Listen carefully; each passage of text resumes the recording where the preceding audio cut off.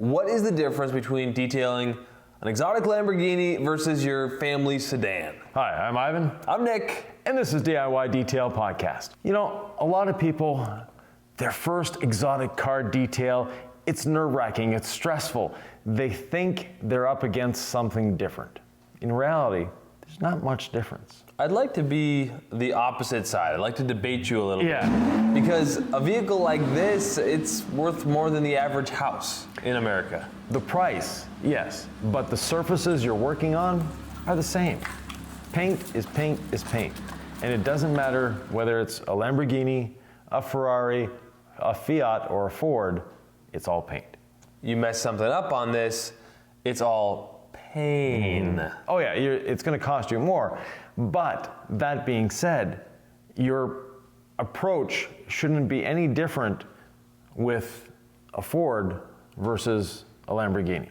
Look, I think I know where you're getting, and I think I know where I am, and I think both can be true at the same time. Yeah, exactly. But let's sort of play on Ivan's playground here of like thought, where it's all surfaces that you can clean with DIY detail products. Definitely. You can clean the same way.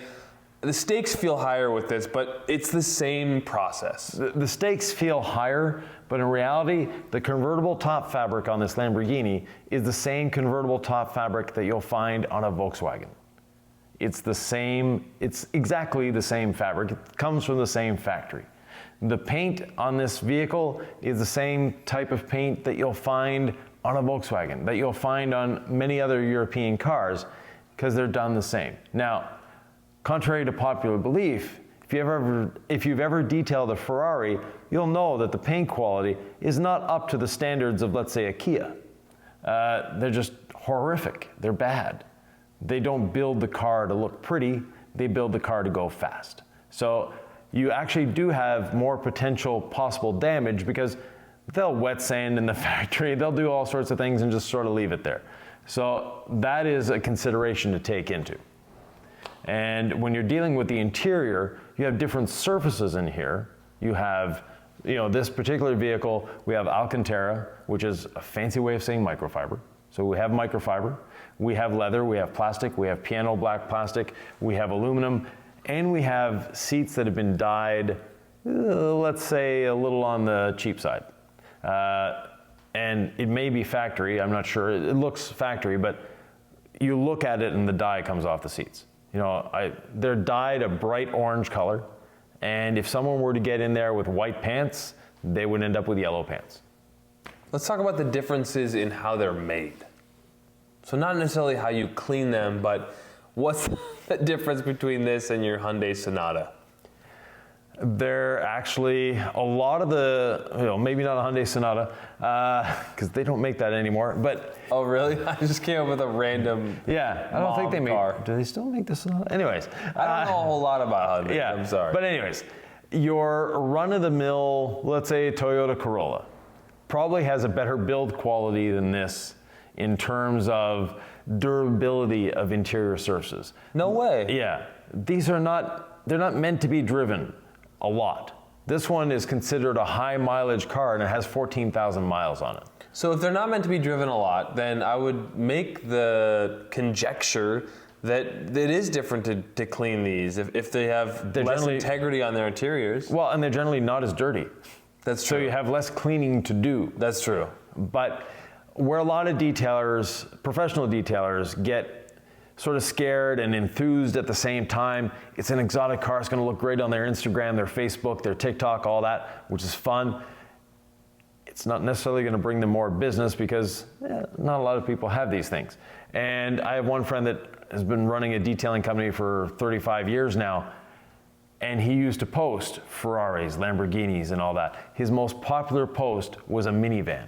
Because before that minivan that he posted, everybody thought he would only do exotics, so people with the minivans would never call him to have a detail done because they thought, oh, well, he only does exotics. Meanwhile, every car deserves a detail. Every car you should respect with the same amount of respect, go at it with the same thing, which means the least aggressive methods first, and that counts as much for this as it does for your Volkswagen. The least aggressive methods you can use are the safest.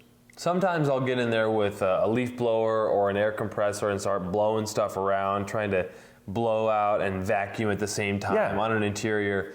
I would say on like a really high-end sports car, I'm probably not taking the leaf blower and just saying, let me just start blowing and see where this stuff goes, and hopefully some of it ends up out of the car and not back in it. Yeah. That's more of a farm truck approach when you're just like, mask on, just get this out of here. Yeah. But you're probably not going to run into that, you know, with a high-end car like this. No, and you haven't been on many farms lately, have you? No, I've had some farm trucks that are nasty. Yeah, there's some that are, but Do you see this facial hair? I'm a man of the I wear muck boots. Yes, you do. Yeah. I'm out there in the fields. No, I haven't been on a farm lately. But no, because a lot of farmers take a lot of pride in their equipment and their trucks. That being said, how are you liking this stash? Now, you may be seeing this a little later in life. We're in November at the moment, so this is a Movember stash. If you don't know what Movember is, just Google it. It is a charity organization raising awareness for prostate cancer. So, Nick, thank you. Well, I will tell you this much: the mustache is an inspiration. The facial hair of Ivan, and I've been getting a lot of flack for the mustache. But for the first time in my life, I decided I was going to grow one. And my apologies if it's bothering you back at home. The question that I have for you is, what is the most exotic vehicle you've ever detailed? Have you ever detailed your car, or are you just sort of learning from us? Where are you watching from? And, you know, what would you say about my dreams to grow a mustache that rivals Ivan's? Yeah, good luck. But the other thing, you know, with exotic cars comes also antique cars. And antique cars, now there is a difference in detailing. That's a really good point. Let's talk about that. Right, so antique cars, Nick is going to be doing a few little videos a little later on a 64 Chevelle. And that 64 Chevelle has original paint.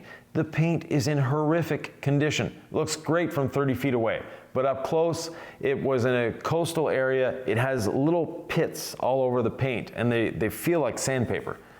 But it's not something he's going to try to detail away because it is the original paint. So that is something to be careful of. A lot of older cars have been repainted.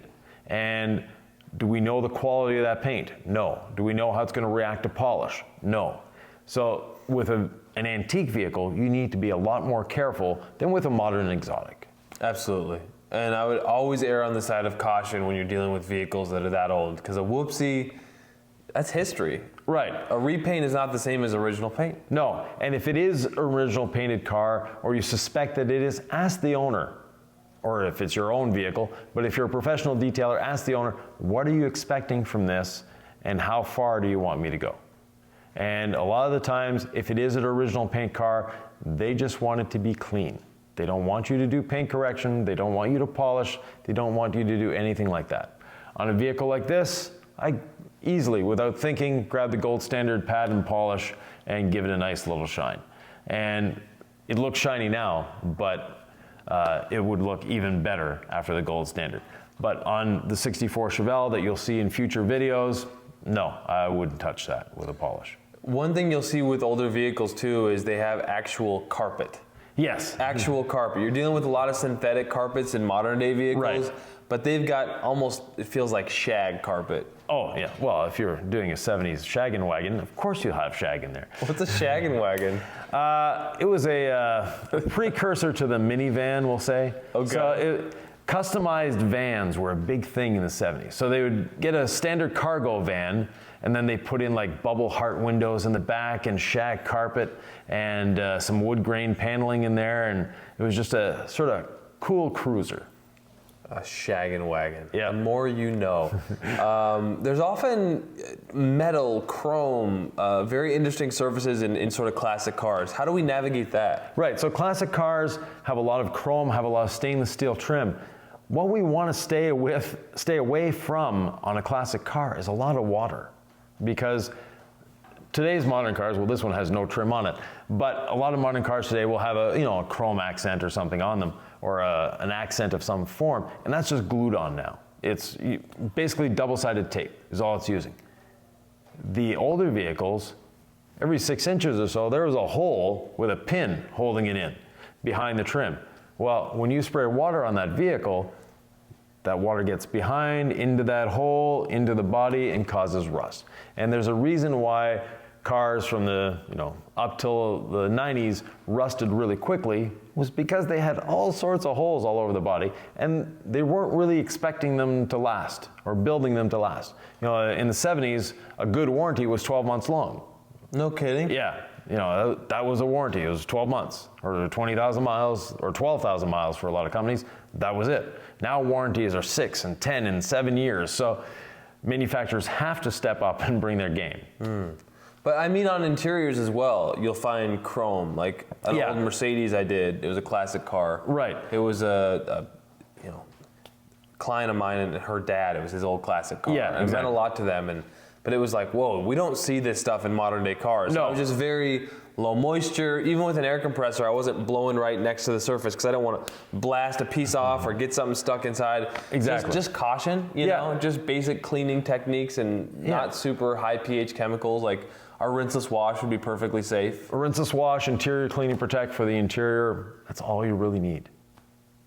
Okay. Well, what do you need? Are you feeling satiated or do you need more of Nick and Yvan talking about this? I think it was a fun discussion. Yeah, definitely. And, it's a fun car. It's a fun car. Yvan hates getting in and out of it, but the cold start on this thing was pretty fun. Hey, if you like the DIY Detail podcast, we have a playlist right here. See you in the next one. Was that planned? No.